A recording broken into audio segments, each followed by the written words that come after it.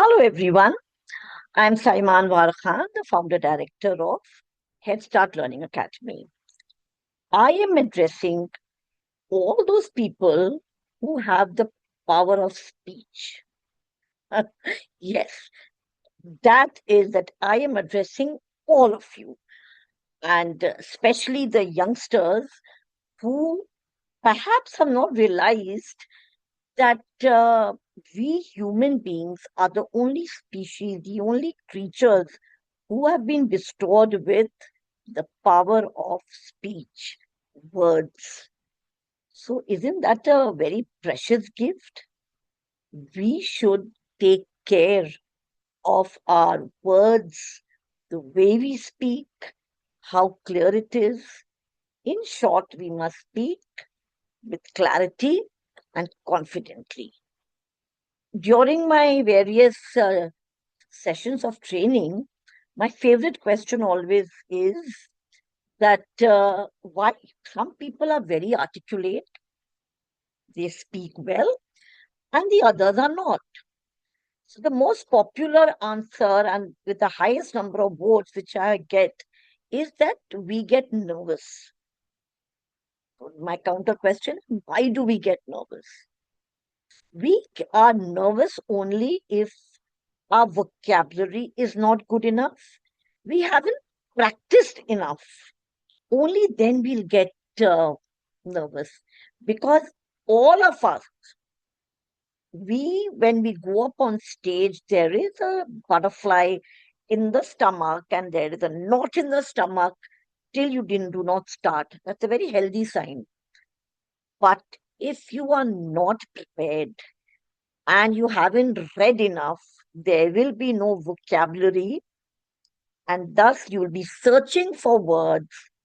That is what we call fillers. And then the speech becomes unclear and the speaker speaks, but the listener cannot understand. So we must ensure that speaking and listening, they go hand in hand. So the point which I want to share with all of you is speak clearly and confidently in order to improve articulation. So what is that? As already I've told you all that we can only speak clearly and confidently when our knowledge and practice is taken care of. A practical guide, a simple guide towards improving our communication skills, which is of prime importance. It is imperative for every profession, for personal talks, your role in the family. If you are not speaking in a concise, confident, with clarity, nobody is interested in listening. So let us go ahead and find out what is good communication, what is bad communication, and why communications skill matter. Do you think it matters? Well, it does. The way we speak, and communication is not only about speech. It is much more than that. First, I will just tell you about bad communication. It can lead to misunderstandings and missed opportunities. My favorite example, it must be, since so many years I've been talking, because I have personally lived this. I asked a person who was the office bearer for a pen, pen, and in some time I had changed the position of my chair, so I could not see the person who had entered the office. And I was told, Madam, please take this pen. I couldn't see him, I could just hear him. Now, from writing, I was imagining myself cooking, that it just went out of hands, and there were a lot of misunderstandings. I was just thinking, what's wrong with him? I asked for a pen.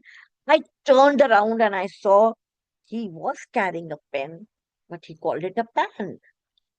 So bad communication will lead to such misunderstandings, missed opportunities. Have you ever realized that all the competitive exams in the final round, and that is the interview round where you have to speak, the maximum number of people are not taken and they're rejected. It is because of the communication skills. So it has to be very good. Good communication, as I said, very articulate. That means you're speaking till the last letter. You are speaking with meaning and your sentences, and then the next one begins. There are people who just rattle off, so the words are all jumbled. There should be clarity, concise. Don't beat around the bush. Nobody's got the time to keep hearing something they're not understanding, right? So, good communications, of course, it builds stronger relationship, resolves conflicts because you are able to convey your point and ensures clarity in messages. There are many people I know, they send a simple message and it is like a what we call in Hindi the sweet meat jalebi. So we do not want to, cook jalebis. It is essential good communication in all walks of life in your home. If a mother or a parent cannot communicate with clarity, there will be no relationship. So come on, let us march forward and see that what are the components of communication. We always think that communication, speech. No, it is not. Active listening. It involves that you were understood. Listen, understand, and then speak. We are in a hurry to answer and not to listen. Even during examination, the candidates have got less patience. Many of them, that is not all. They do not read the question. They do not listen to the question during Viva because they're in a hurry to answer. So if you've not understood the question, how will you answer correctly, right? So active listening involves truly understanding the speaker's message together. That is, the three main components of communication are active listening, like we said, verbal and non-verbal communication. That is, words correctly. You cannot just use any word anywhere to change the meaning. Then there'll be some misunderstanding. Your words, your words written, that is verbal and non-verbal. Non-verbal, apart from writing, your expressions, very important. Your should or your would should be reflected in what you are saying. Now, you tell a student or a learner or your colleague that very good, you're wearing a beautiful dress. And that appreciation tone is not there. It is, you're wearing a very beautiful dress. So it seems that that person is being sarcastic, right? Your tone, voice modulation, you cannot carry on with one pitch. It hurts. It becomes monotonous, boring. So we have to keep our voice tone as well as intonation, the ups and downs of your rhythmic speaking. So let's do that. And verbal, we all know, includes words and tone, while non-verbal relies on body language and facial expressions. Body language, you are slouching in the class and teaching, or in the corporate house, you are tired, you are yawning, and your body language is not formal. That means you are a misfit in that profession. And communication is for all the professions, like I said. Now we have to understand what is active listening. Oh, I'm listening with a lot of care. Are you understanding? We never ask that. So we should avoid distractions, provide thoughtful feedback to show genuine engagement. We should not deter from giving a, feedback which is based on facts. You if you think that I will not tell this person he or she is not speaking well, you are not doing some good for that person.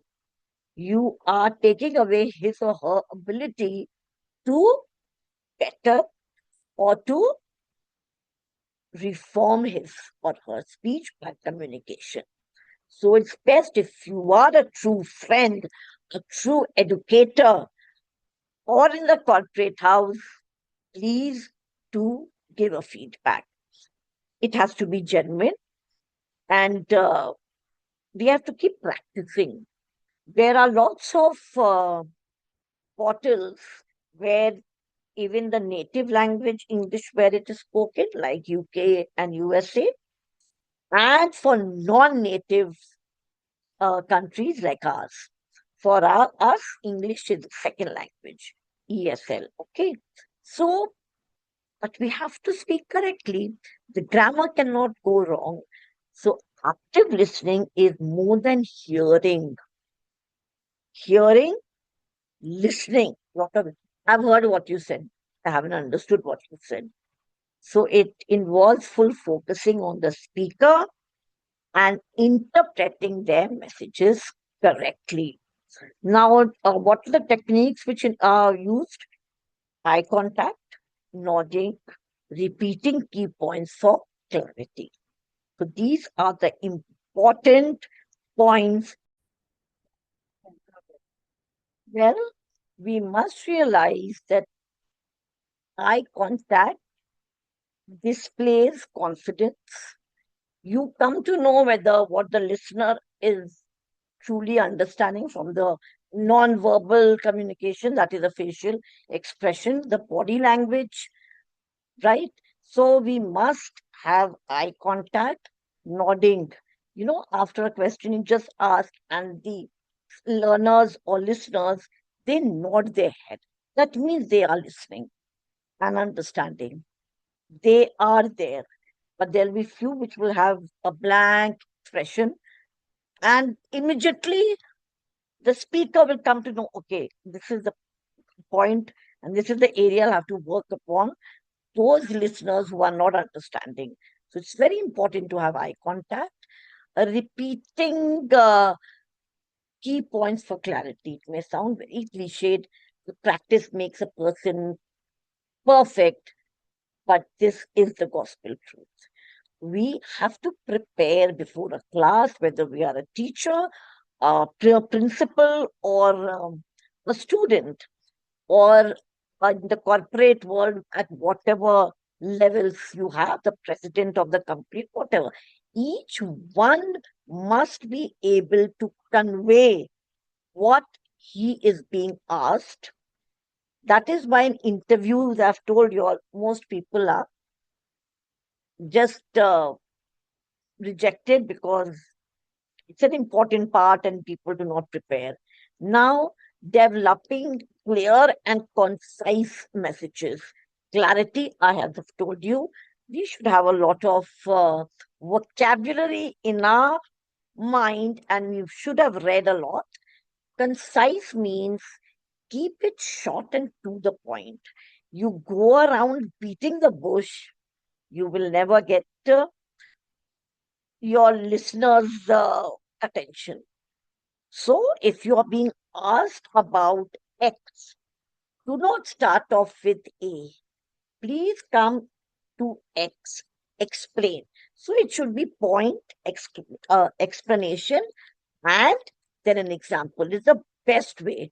Because once an example is given, you tend to have lifelong retention of whatever you've been.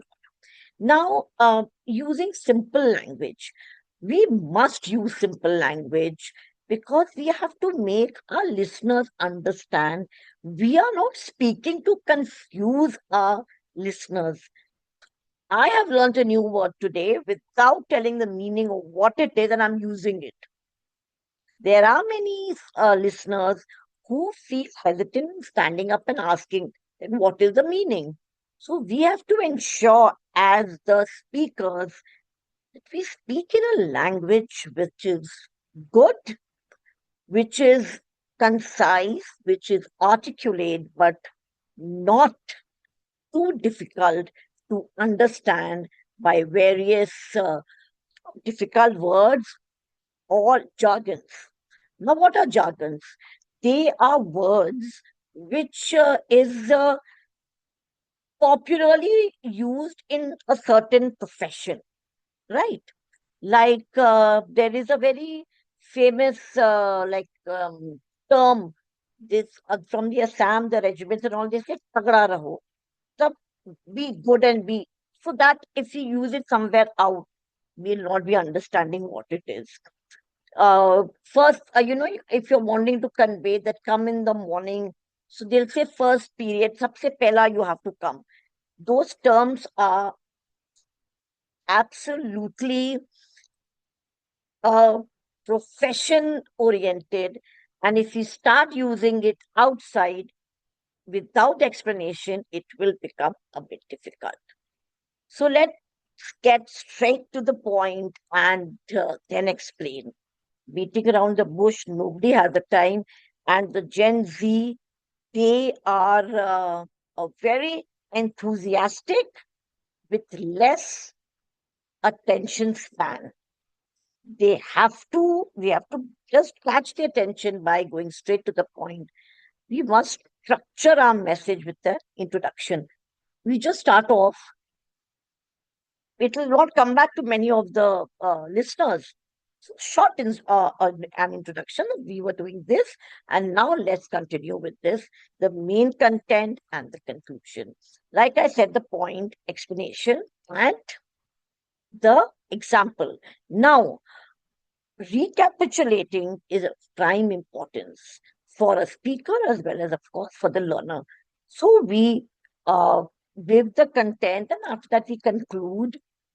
There can be a rapid fire question time where we ensure that yes, learning has taken place. We must practice using examples and analogies.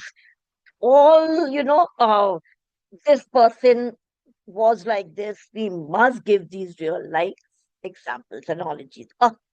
The A is pronounced as right? And we must make our message relatable and impactful. Just talking in the air will not work. So when a speaker is speaking, oh my God, even I think like that.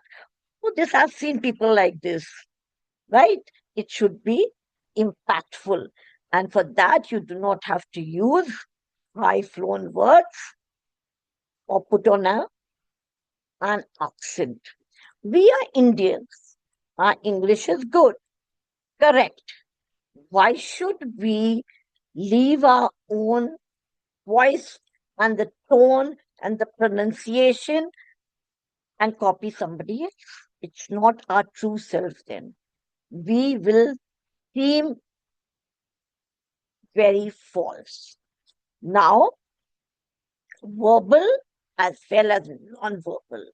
Now, verbal we have done, it is your speech. What is non-verbal? I've spoken about that. Your facial expression, your gestures and posture convey messages. You enter an office or a class, within 10 seconds of looking around, you will be able to make out who are the learners, listeners who will pay attention just by how they are sitting, their you have a facial expression which is full of boredom, whether it is a speaker or the learner. Nobody will listen. And if the learner is not listening properly, Obviously, it is the speaker or the teacher's work to do this. And in other professions, whoever is the senior and junior. So please keep your shoulders straight. A drooping shoulders conveys that you are not confident, you are scared of something. If you are, please do talk about it. Because I said we are the only species who can talk, convey our emotions. And often you don't have to speak in order to be heard. Your expression, the words that you have not said, speaks louder than the words that you have spoken. Remember that through your facial expressions. And if you are troubled and your friends or your family members do not come to know through your body language and facial expression that you are in trouble, then that relationship has to be worked upon, right?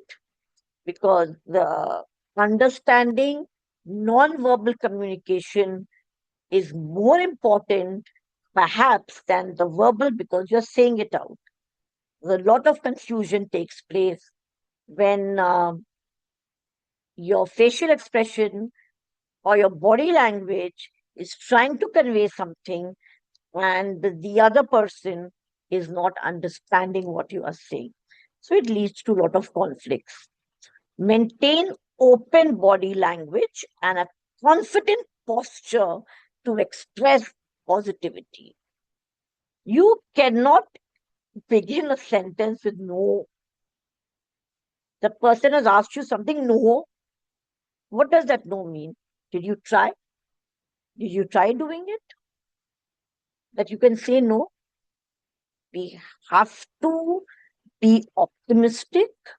We have to give a try before saying that no.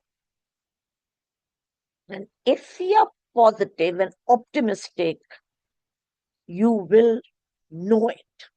And so will the listener and the speaker. So this applies to both the speakers as well as the listener, all about non-verbal communication. And be aware. It's not beware, it's be aware of your tone and how it complements or contradicts your words.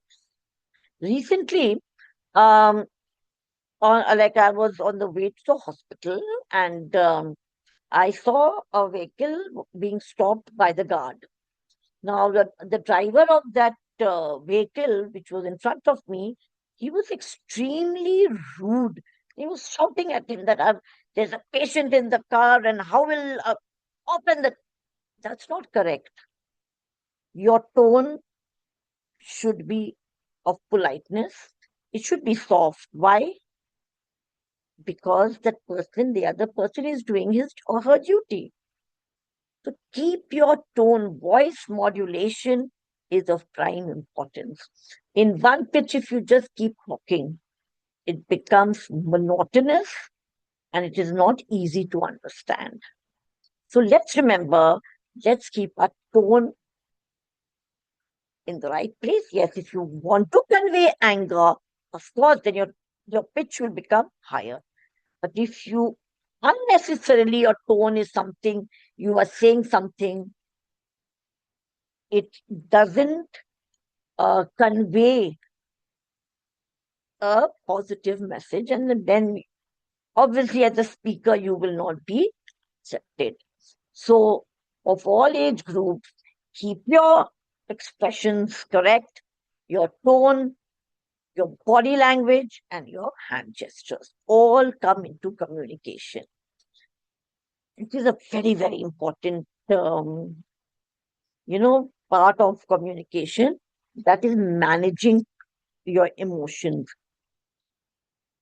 Emotion quotient in the present years of education plays more important than the intelligence quotient. You might be very intelligent, but emotionally you are not too strong. You will not be successful. It can be in a relationship, it can be in a school, it can be in your college. We have to control our emotions because they play a key role. Stay calm and composed. The speaker must understand that if I use these words, the listener might not like it. Then why use it? So, as I said, we are blessed with speech. Let's think before we talk. Unnecessarily antagonizing somebody and then blaming that person that why are you shouting, why are you, and then you become quiet after saying a few words which infuriates a person. So you have to be very careful while speaking so that there is no ambiguity, no lack of communication, and the flow is both the ways, not one way traffic. So we must learn how to express our emotions appropriately without overwhelming others. It is not good at all that you just speak to antagonize somebody. It is not a part of good communication. So being aware of your emotions and how they affect your communication helps in maintaining constructive dialogues.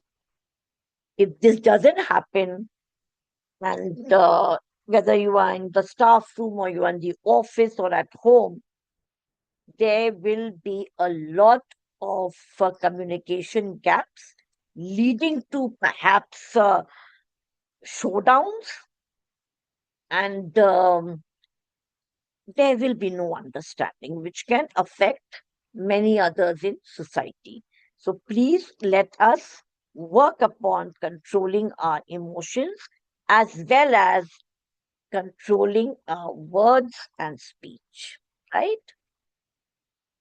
Now, this is of extreme importance once again, the power of feedback. Now, feedback should be explained in the sandwich method. Now, what is sandwich method? You begin with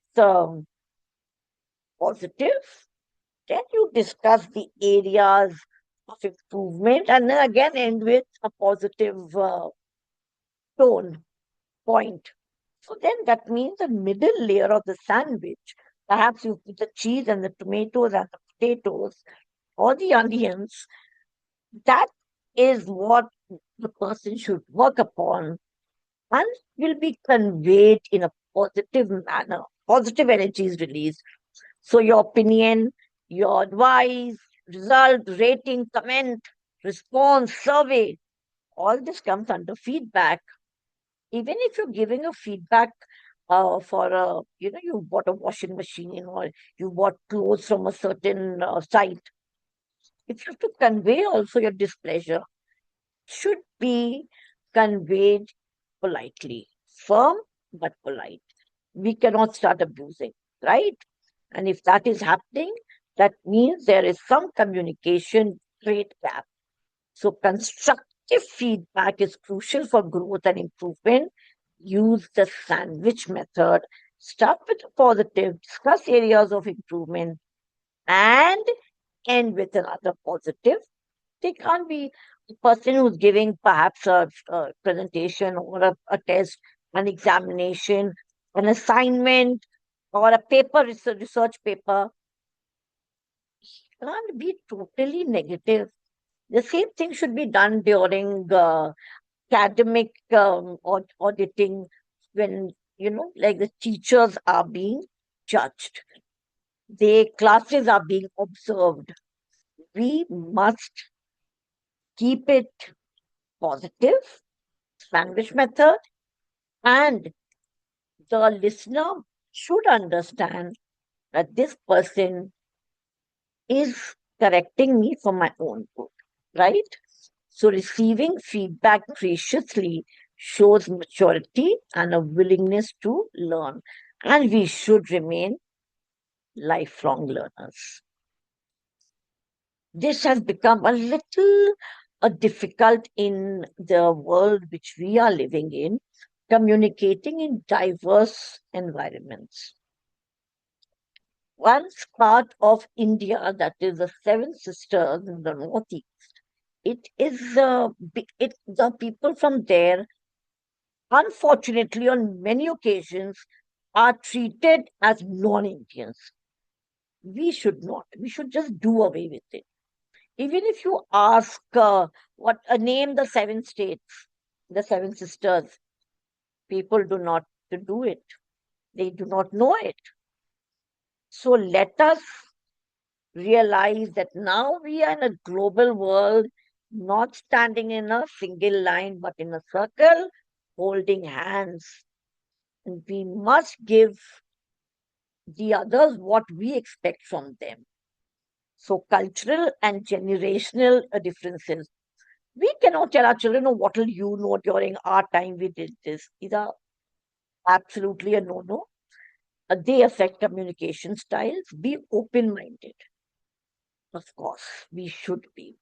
And we should be ready to learn from our youngsters because their brain development and ideas, they are the present generation knowing much more than us. So it is the teachers, the bosses, the leaders who have to work more than the youngsters because they are already in that age of artificial intelligence, of technology, which perhaps the seniors are not.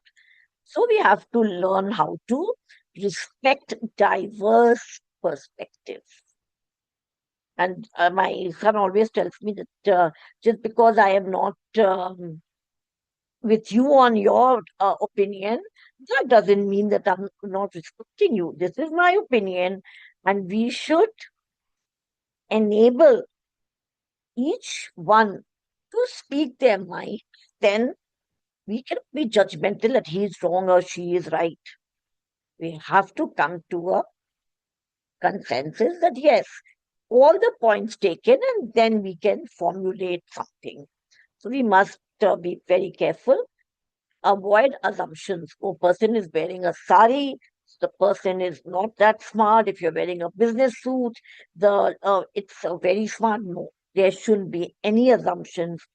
And inclusive language is something which English denotes because it just takes in everybody in its arms. We all should speak at least one common language to connect with people of varied backgrounds. The more you read, the more you realize that how little we know.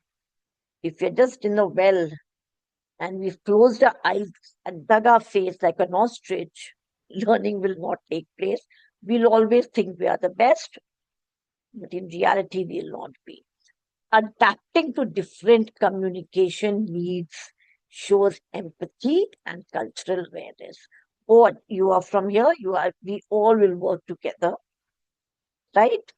In fact, in places like Dubai, there are people from all over the world working together, and they do not even discuss that what happened in my country or what's happened. They've got a healthy working relationship, so we should follow that. Now, communication barriers is something that include language differences. Now, even in India, the north and the south, they will not speak Hindi. Here, they will not speak Tamil or Telugu, whatever language. And then there's a lot of bad vibes. So we have to include language differences, noise, and misinterpretation. When the speaker is speaking, the listeners must listen and understand. So there should be no scope of creating a noise. Use simple language and visual aids to make your point clear. Check for understanding by asking for feedback and clarifying any confusion. Patience is all that we need, along with being flexible. We have to accept change because change is the only constant. That will help us to navigate challenging communications situations. We have to understand just listening half and then jumping into somebody else's conversation, and then there will be a big turmoil. So there'll be like that my English teacher would say, y'all are behaving like you're in a fish market. We cannot afford that, right? So let us be humble, inclusive, clear in our speech, which the ensure that the listener is understanding. Now, the takeaways from what I've spoken for such a long time, that effective communication, just communication will be I speak, you listen, whether you understood or no.